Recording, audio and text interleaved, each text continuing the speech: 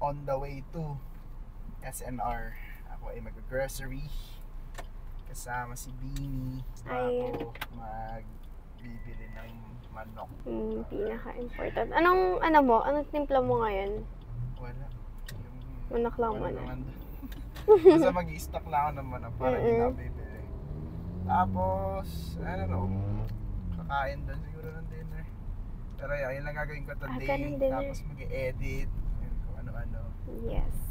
Ang boring ba ng bakasyon mo, babe? Mga boring doon, hindi boring yun. Kasi lagi lang sa bahay lang ako. Kanina hinintay mo ako sa gym. Yes, hinintay ko siya. Okay lang naman, lang problema. Ito, iniisip kasi niya lagi, boring ko ba kasama, ganyan. Kasi ang corny ng hobby ko eh. Hindi naman, hindi corny yun. Ay, cute naman dito, may food house. So, tingnan namin. May ko na. May papaya kaya.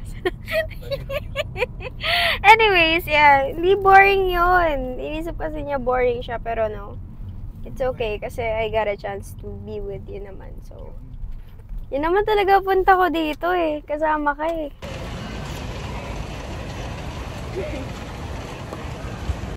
Alright. So, sa amin mag-grocery, ang pinamili ko is chicken, broccoli, berries. Tapos gagawa si Bini ng mango graham. Kasi gusto niya raw.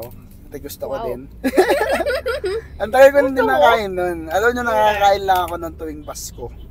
Or bagong taon. Kasi Napaagay Christmas lang ngayon. Kasi pag may gumagawa sa kamag-anak ko, nambuburaat lang ako. Kasi nakakatamad siya gawin. Madali lang siya gawin. Madali lang siya. Pero nakakatamad siyang gawin, di ba? Ganoon naman lagi. Kung ano yung pinakamadali, yun yung pinaka nakakatamad gawin mostly. Kaya di ba iba tatamad mag-meal prep? Ako minsan tinatamad ako mag-meal prep eh. Kasi magbababad ko pa, magluluto ko pa. Pero ayun yung madaling gawin kaysa bumili sa labas. So, mas mura pa, di ba? And sa SNR yung chicken 590. So nakamura ako ng 40 pesos yata or 30. Kasi yung 1 kilo sa Robinsons nasa 310. Filet to, filet ng breast. So 1 kilo 310, 2 kilos 620. 2 kilos sa SNR is 580. So magkano rin yun? 40 or 30, I don't know. So mas okay din sa SNR, kinompute ko. Pero yeah, depende sa inyo. Pero mas para sa akin mas malinis yung manok sa SNR talaga. Kasi nakailang bili na ako sa Robinsons or sa SM. Merong, lalo na paghapon na or gabi na, meron ng amoy. So kung bibili kayo, kailangan talaga sa morning. Sa morning talaga. Pero yun nga, sa SNR, kahit gabi na, fresh pa rin siya. So, yun. And tomorrow is October, so ngayon, October 28, Saturday. Tomorrow is liquor ban na, starting na ng mga holiday. And ingat kayo. And long weekend.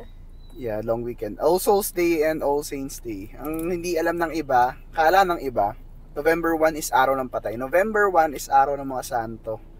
All Saints. Ang November 2 ang araw ng patay. Pero syempre, holiday na yon simula October 31 hanggang November 2. Kaya parang sinabi nila, November 1 yung All Souls Day. So, meron akong pamangkin, ang birthday niya November 2. Kasi sabi ng kala ng nanay niya, ang araw ng patay is malas daw. Araw ng patay November 1, malas yan. Hindi niya alam mo. November 2 yung So parang kumbaga nanganganak na siya. Hindi, pinilit niya pa mag November 2. Kasi kala niya kaya pa yan. Kala niya kasi malas yung November. Kala niya kasi All Souls Day yung November 1. So imagine yung birthday mo na dahil sa misleading misinfo. Pero okay lang, birthday niya na din pero kasi kumbaga in that decision kayang kontrolin ng nanay kung kailan pinanganak technically, di ba? Nasa kaya control siya. Yun? Pwede yun eh. Kunwari gusto mong birthday, April 2. Di ba? Nasa dalawang bingit ka. Kunwari isang oras na lang antayin mo. Edi i-hold mo pa at least.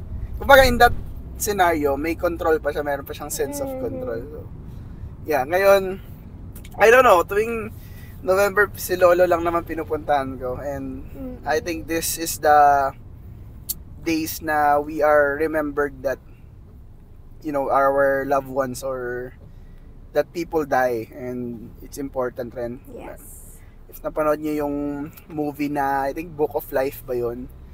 na every time na sa may ano yan cartoons, I don't know, sa Disney yata yan, na every time na may namamatay, pumunta sila sa mga ayun, parang Mexican yun, event tapos pag nakakalimutan sila, mawawala sila sa afterlife. So yeah, always remember your loved ones and yun dati namatay, since though makakalimutan mo rin sila, pero gets nyo, at least leave yung legacy nila, kahit yung name lang or kung ano yan, lolo mo sila or hindi, at least ano yun nila, keep it alive, since kayo for sure pagtandaan nyo ganun rin.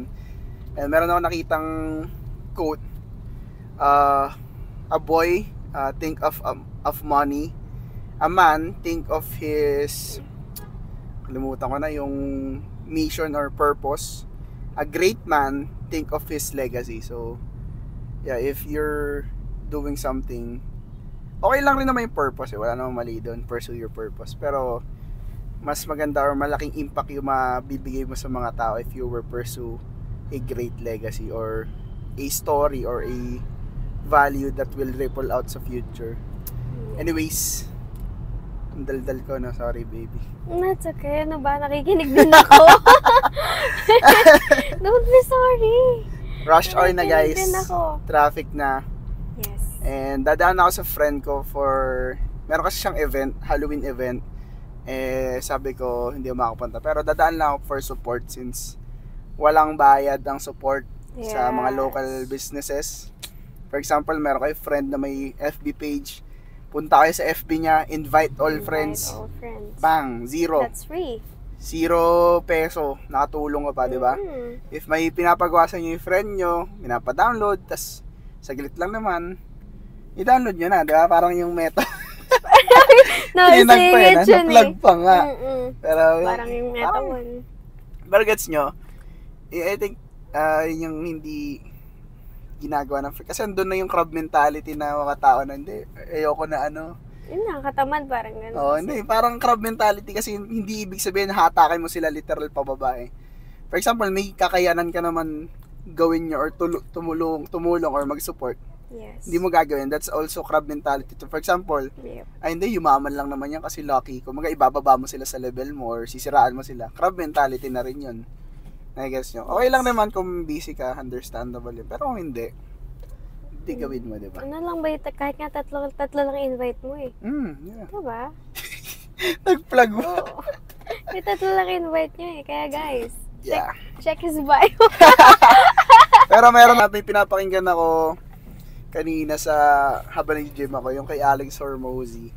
Sabi niya, ang best advice daw nakita niya is to create an offer that will make the buyer stupid if he did not take it. Kumbaga, gumawa ka ng sobrang gandang offer or value to the point na pag tinanggihan niya yun, siya yung talo, parang yun. So yun. Imagine, for example, sa courses, meron dyan 3,000, 5,000 courses worth of courses about trading, pero i-offer ko na siya ng libre, nandun sa description niya yun, di ba? Ganun ka mura yun. Kasi lahat ng tinuro ko dun, yung mga natutunan ko rin sa mga ibang seminar na binayaran ko, mas maganda pa since based on my experience. So, check nyo na lang. Anyways, happy Halloween sa lahat. I don't know, late na to makikita, pero November. Yes. Sana na-enjoy nyo yung bakasyon nyo last 3 days kasi feel ko delay ito na 1 linggo yung ko eh. Anyways, love you all guys. Ilang araw ka pa dito, baby? Uy.